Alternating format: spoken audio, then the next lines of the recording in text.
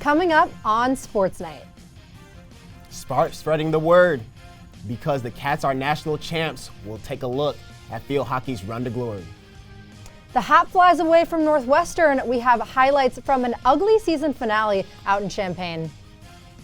It's tournament time, but not March Madness. We'll check in on both basketball teams who had non-conference tournaments over the break.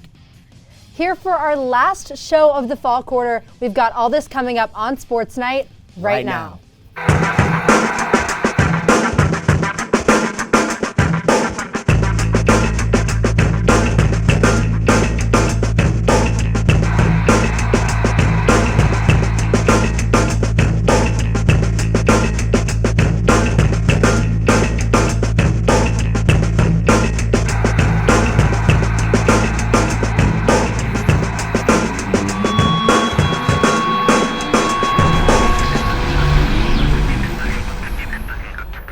We're back here at Sports Night for another show. You know we got to start off with one of Northwestern's best teams on campus. Hallie, what do we got? Well, you're totally right, Lawrence. We're talking Northwestern field hockey. The last time we were on the air, they were gearing up for their Final Four matchup against Harvard. The Crimson posed a threat with their top-ranked defense that shut down several highly skilled offenses throughout the season. But the Cats were up for the challenge. We're bringing you the action from Ann Arbor, Michigan, home of this year's Field Hockey Final Four. Midway through the first, Cats with the corner.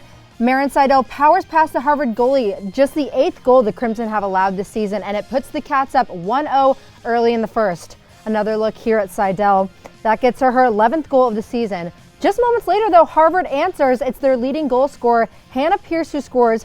Maybe the Cats just let their guard down a little bit, letting that one go less than a minute after they had scored down on the other end. Things would stay even for a while, but in the fourth period, the action would intensify. 2 good looks here for the Cats, but nothing to show for it.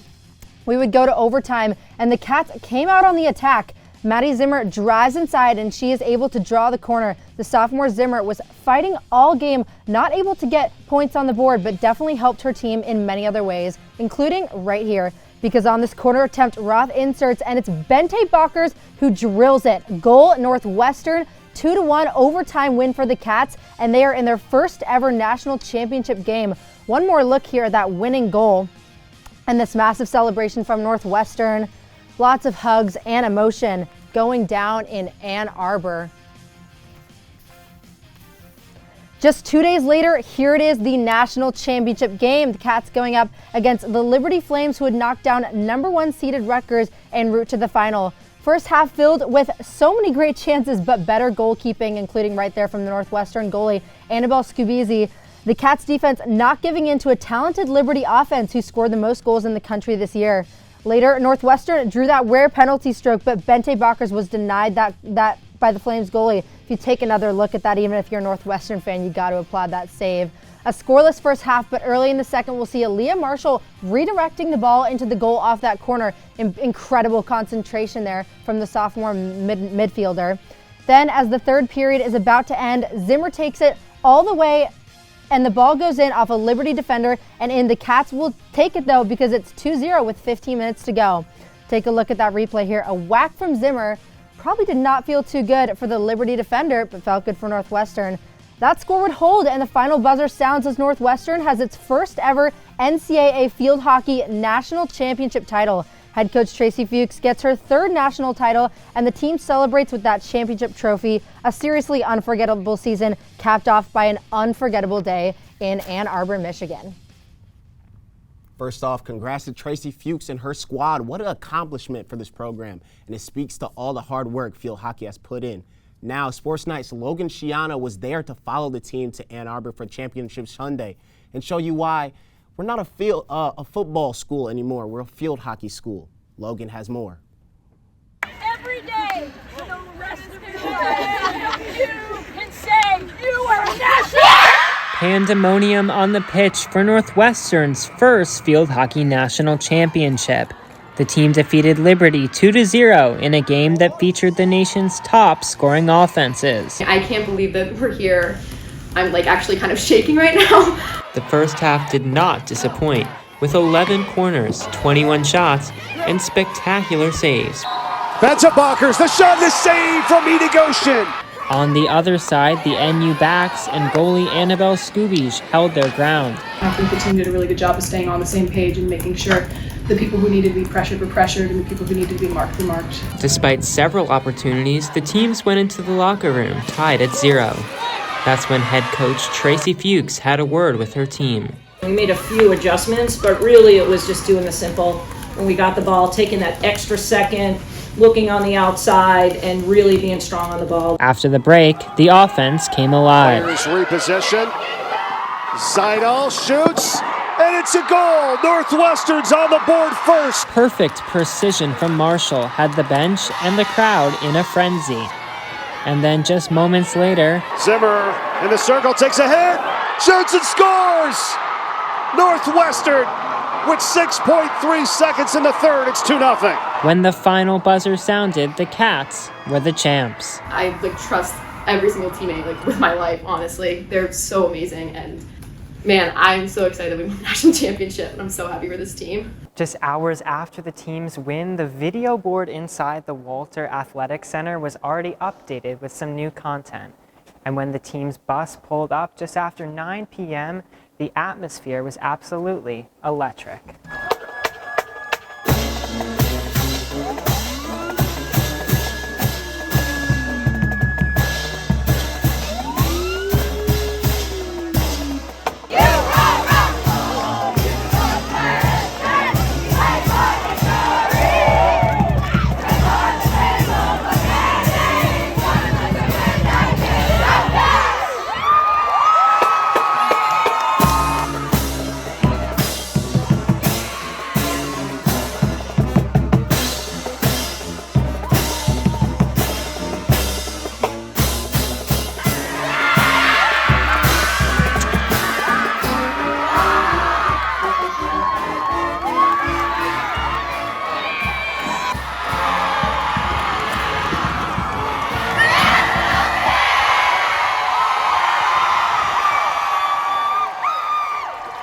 Thank you, Logan, for those great sights from field hockey ending their season with some hardware. Up next, we'll be talking about teams with players who just received some hardware of their own. If you want to be a parent, it doesn't matter how you play, what you wear, how you dance, or even what direction life takes you. You just need to be there. You don't have to be perfect to be a perfect parent. Thousands of teens in foster care don't need perfection. They just need you.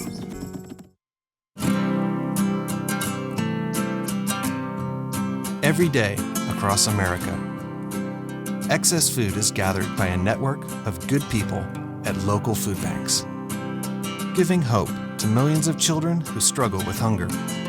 They've earned their wings, and you can too. Together, we can solve child hunger.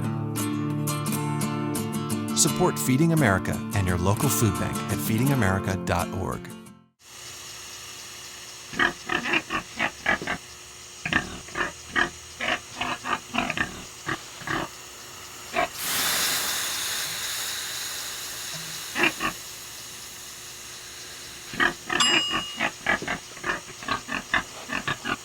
Cook foods to the right temperature using a food thermometer. 3,000 Americans will die from food poisoning this year. Keep your family safer. Check your steps at foodsafety.gov.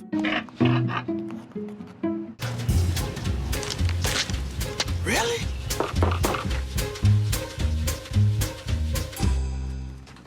Buzz, what's up, man?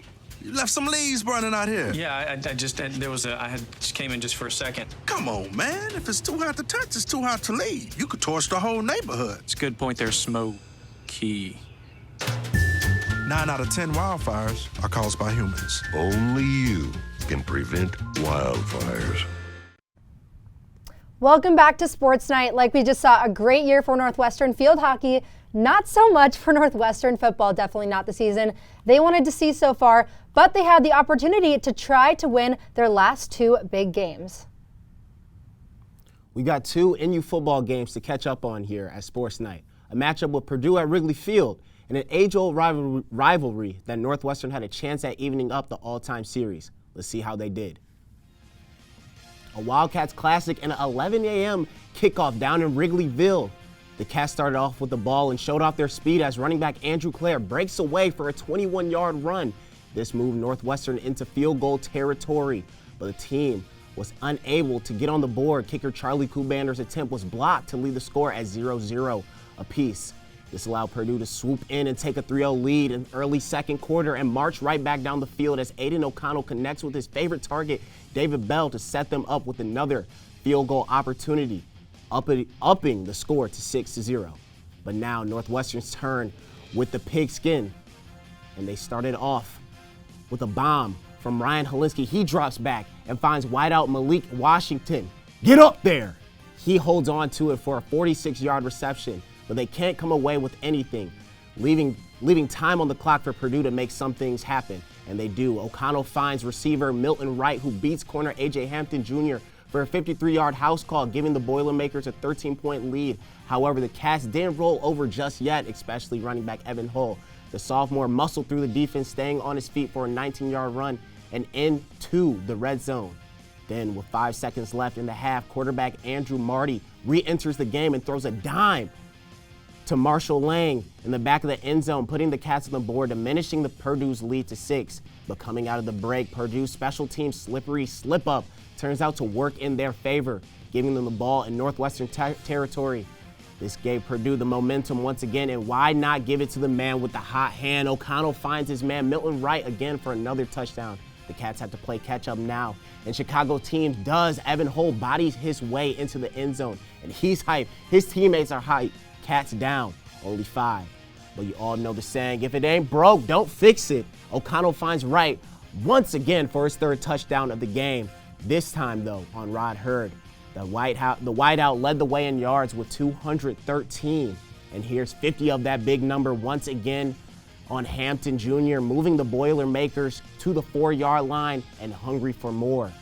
The Cats defense was able to limit Purdue to a field goal here, but couldn't get it back going on offense in crunch time as Purdue's defenders came in and shut the door, winning the Wrigley battle 32-14. Davis Johnson on the field post-game. We'll send it over to him for the report.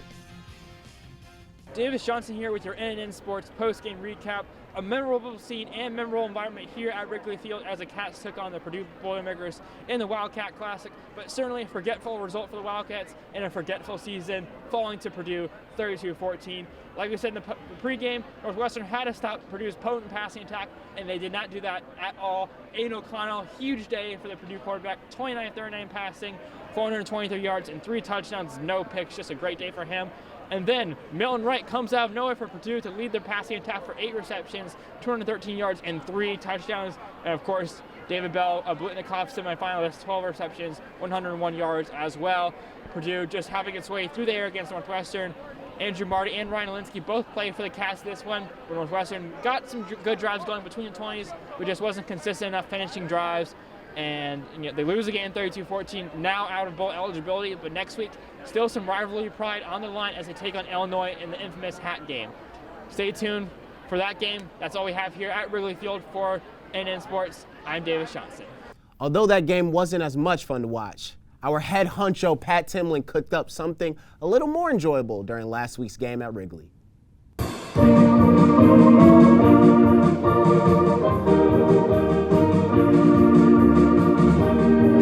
Which one has a better student section, Wrigley Field or Ryan Field? Wrigley Field, and it's not even close. I mean, it's Wrigley because people actually are here. Wrigley Field or Ryan Field? Okay. It's packed. Everybody's super involved. It's getting hyped. What can Ryan Field do to be more like Wrigley? Revamp. They got to fully revamp. Move to Wrigley. When we come to Wrigley, the Northwestern students aren't incentivized to go home and study because it's only a 15-minute walk. You know, we're in the same class. Also, man, they can get bigger. It's got to be the fans. It's got to attract the good fans. We got Julian, we got Sebastian, we got all these people out here. Which fans are more rowdy, Northwestern fans or Cubs fans? It's really tough to say. I've worked a lot of Cubs games in my time here. This is the first time I've worked a football game here. A football atmosphere is a completely different game. I gotta give the edge to the Wildcats on this one, boys. Yeah, we were on TV. We're on the big screen. You know, it's made it quite a lot lot better. Northwestern is losing and I'm still having a great time. I feel like the vibes are better. Yeah, you're just closer to downtown Chicago. I think it's just good vibes. That feeling is tangible in the student section, I will say that. We're leaving. Oh, let's go. We Lions, Go Cats, baby, come on now. I came here for football. I left proud as a proud father. Should we sing? Yeah, let's sing. It's 1, 2, 3 strikes, you're out in the old football game. Go Cats, baby, come on. Go Cats. If you saw Pat in the stands and asked to be on camera, he almost certainly said yes. Moving on to the season finale, Northwestern traveled down to rival territory to face Illinois, the Fighting Illini. And you trails the all-time series 54-55. Not only were they trying to even things up, but they were also looking to keep the Land of Lincoln trophy in Evanston. Heading into the matchup, Northwestern has won the last 6 meetings between the two. However, first-year head coach Brett Bielema's squad looked a lot different than years past.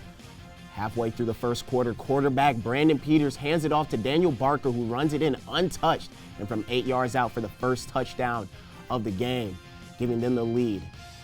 And Illinois will go on to put up 21 more unanswered points before Northwestern got on the board themselves as quarterback Ryan Halinski pushes the pile into the end zone for 6.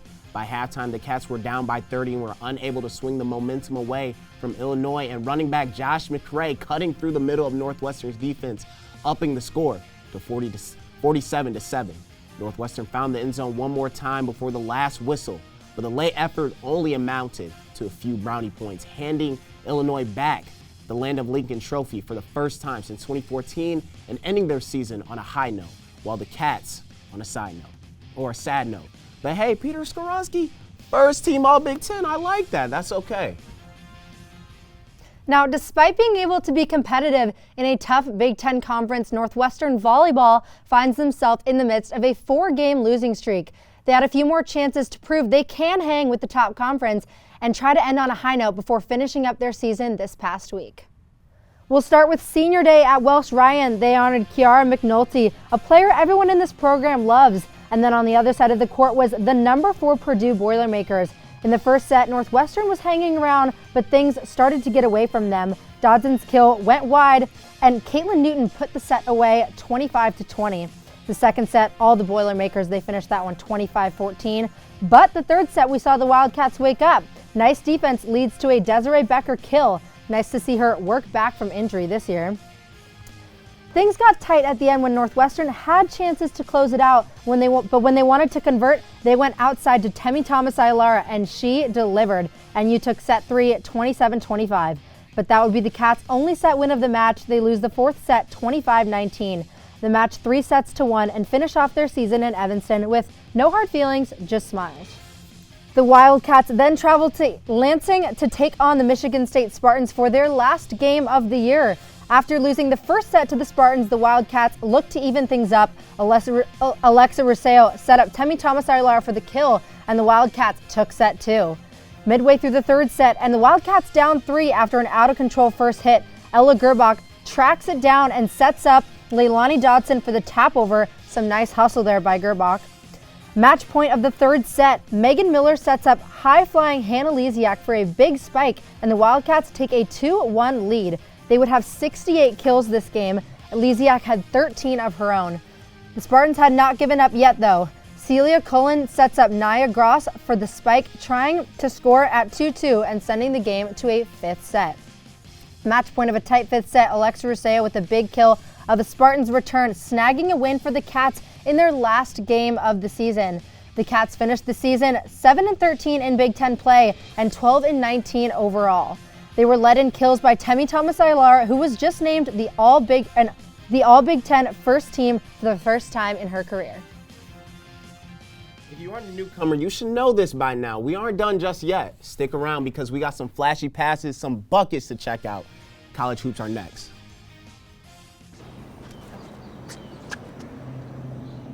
Here is my handle and here is my spout. When I get all steamed up, then I shout. Tip me over and pour me out. Oh. The smallest moments can have the biggest impact on a child's life. Cheers.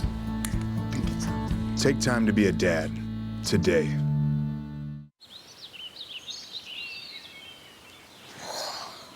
Oh, look, a redhead. Staring contest.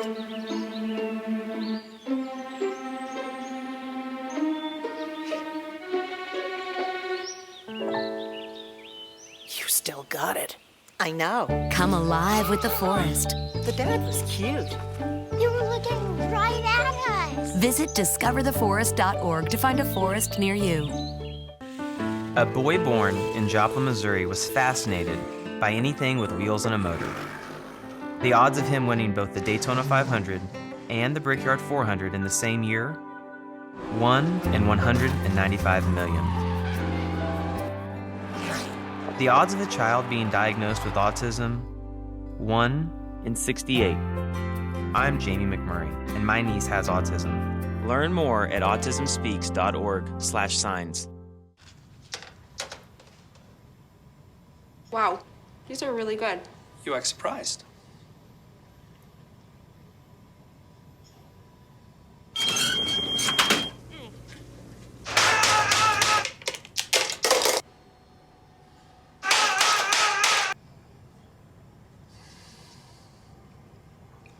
Practice makes perfect. You don't have to be perfect to be a perfect parent. There are thousands of teens in foster care who don't need perfection. They need you.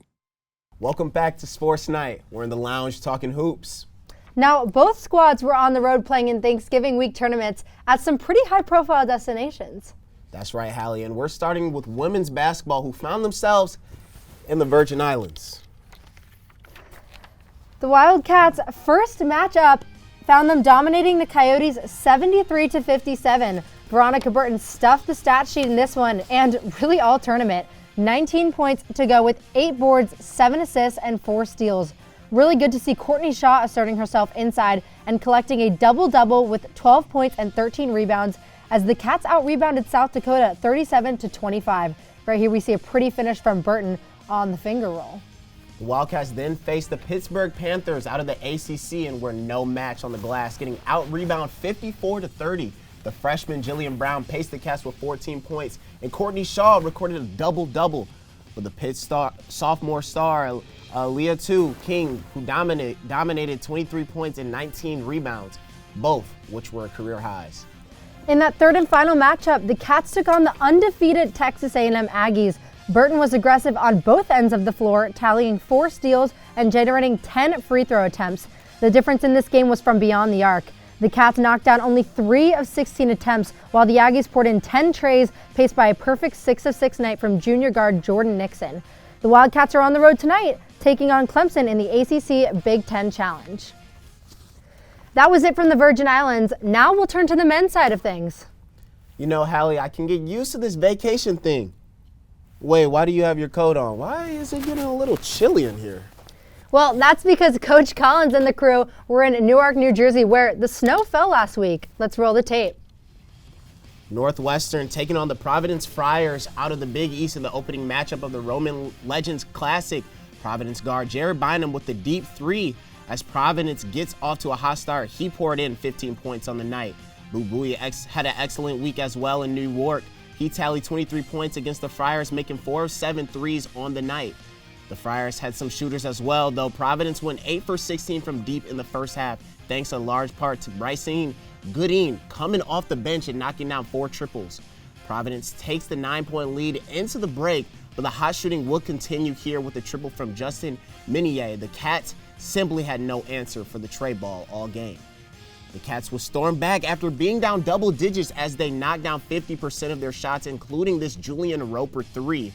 But Northwestern made it interesting at the end as well. However, Providence always had an answer from the 3-point line, including a dagger from Nora Porkland.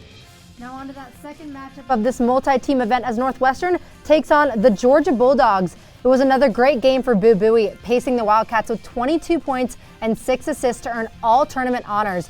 Buie was once again on fire from deep to start the game. Only 4 for 12 on the night, but 2 trays coming in the early going. Northwestern would ride triples to a 20-point halftime lead, none bigger than this half-court bank shot buzzer beater by Ryan Greer. Cats with all the momentum heading into halftime. UGA only made 6 field goals the entire first half, but started to make a bit of a comeback in the second half. Take a look at this vicious slam by Cario Oquendo over Robbie Barron. Oquendo led UGA with 12 points on the night. But thanks to a big lift off the bench by Ryan Young, who added 17 points and went 5 for 5 from the free-throw line, Northwestern was able to hold off hot shooting UGA in the second half. Northwestern goes 1-1 in the Roman Legends Classic, and they handle SEC foe Georgia 78-62. Don't go anywhere. We can't forget our final segment of our show and the final segment of the fall. It's Plays of the Week coming up next. At Northwestern, we're Wildcats in every way.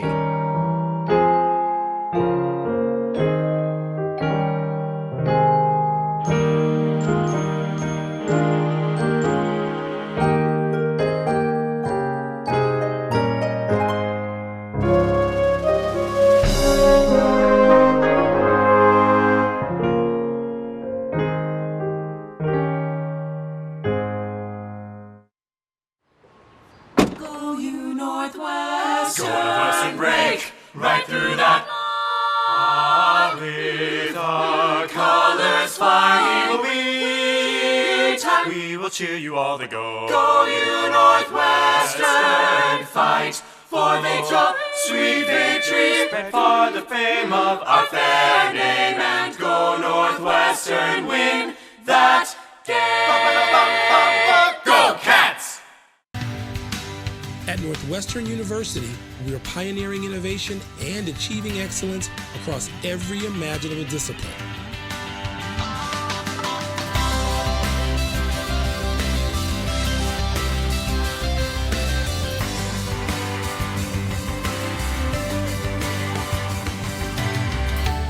Western University, the possibilities are endless.